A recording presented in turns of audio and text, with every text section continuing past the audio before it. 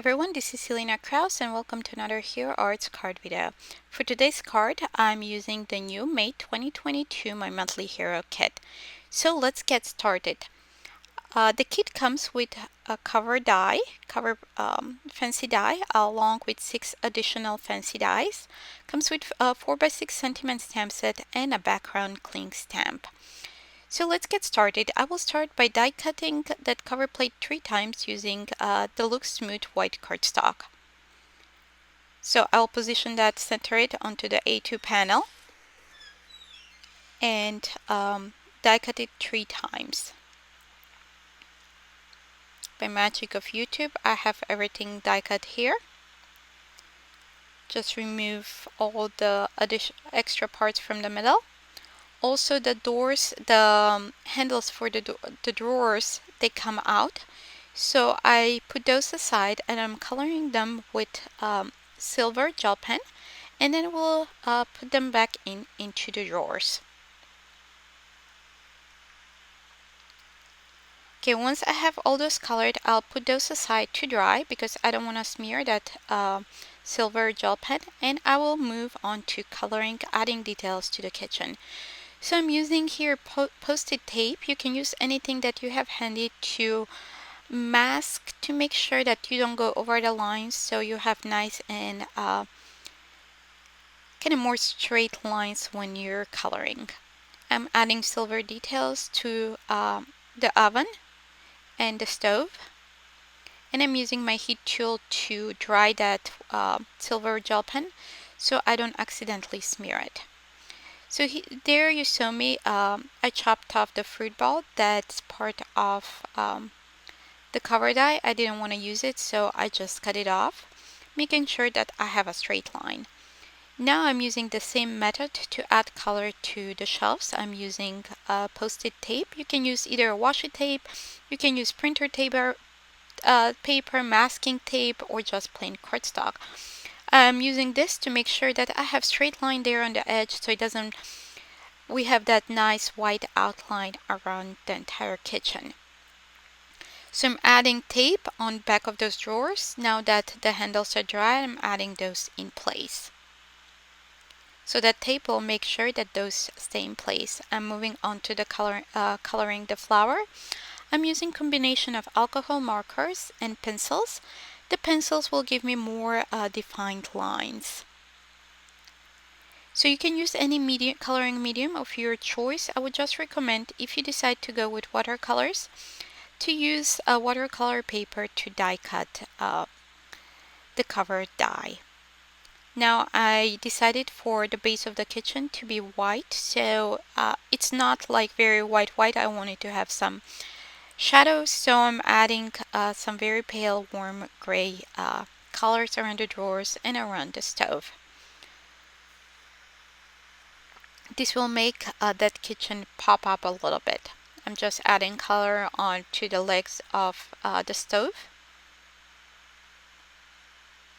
Now I'm using a ruler to draw the lines for the counters. We'll color the counters towards the end and we'll use a little bit darker grays. Now I'm coloring the toaster oven.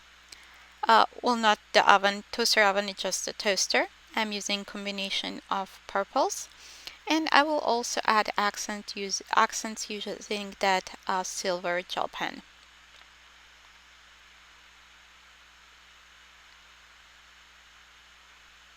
And you can color your kitchen any way you want. Once you die cut that from white cardstock, you can just customize your kitchen any way you want. For the coffee maker, this is your manual coffee maker. I'm using combination of cool grays and silver gel pen. I'm now coloring the jar with sugar. I assume this is a jar with sugar. It can be whatever you want to be. And again, I will add details with the silver gel pen. And I'm adding a little bit details with pencil. I'm going to color the jar and the bottle there. So I color it with blues and silver for the lid. For the bottle, I decided to be a bottle of wine, so I drew a line to where the wine would be. And then the rest of the bottle, I'm coloring with very pale blue. I'm just checking how it looks against that mist background, and I think that looks pretty good. Moving on to coloring the vase. I'm using again blue and a little bit darker than the jar we just colored, and I'm adding details using colored pencil. Also, I'm adding details with the purple colored pencil to the sugar jar and the toaster.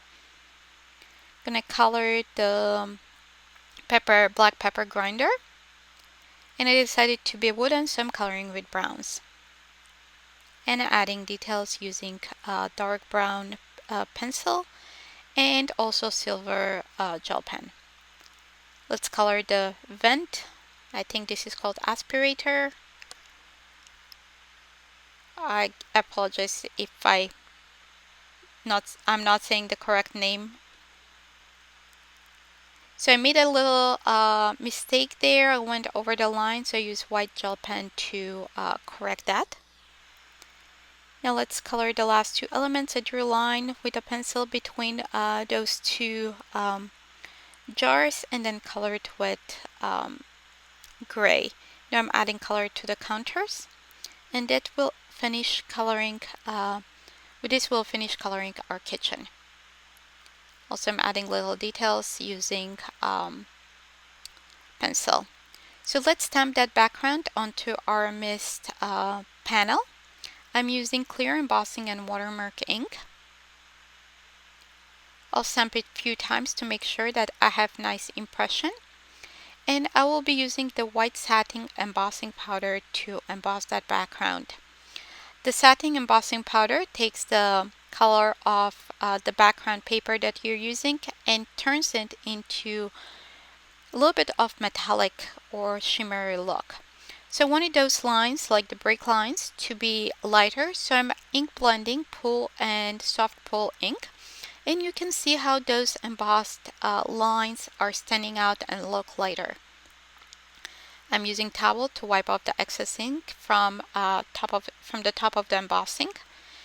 So now let's assemble our card. I cut off those fruit balls from the other two panels that we die cut at the beginning, and I will just stack those up to add a little bit more sturdiness to that cover panel. We have very thin lines around the edges on the top, so this will give a little bit more dimension and sturdiness. Making sure that it's nice and straight. And once we have done that, we'll adhere it to that background panel. I forgot to add adhesive under the pepper shaker, so I just added a drop. I'm adding little yellow enamel dot in the front of this, in the center of the flower. So to finish off the card, we just need a sentiment. I'm using one of the sentiments from the 4x6 stamp set, and I'm stamping it onto pitch black cardstock using the same clear watermark embossing and watermark ink, and I will use detailed white embossing powder to emboss it.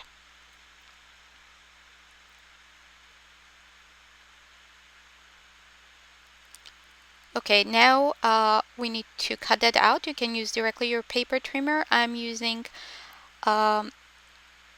die strips from the XL sentiment strips, stamp and die the message strips set. So I cut that sentiment and plus two additional ones that are not stamped, just for purpose of stacking and adding dimension. You can do this method, or you can use some foam tape. Add that to the middle of the kitchen, added that on the wall, in the middle of the kitchen, and then to finish off the card, I'm adding adhering that with adhesive on the back, and I'm adhering it to folding A2. Here is the finished card. Thank you so much for watching, and that finishes our card for today.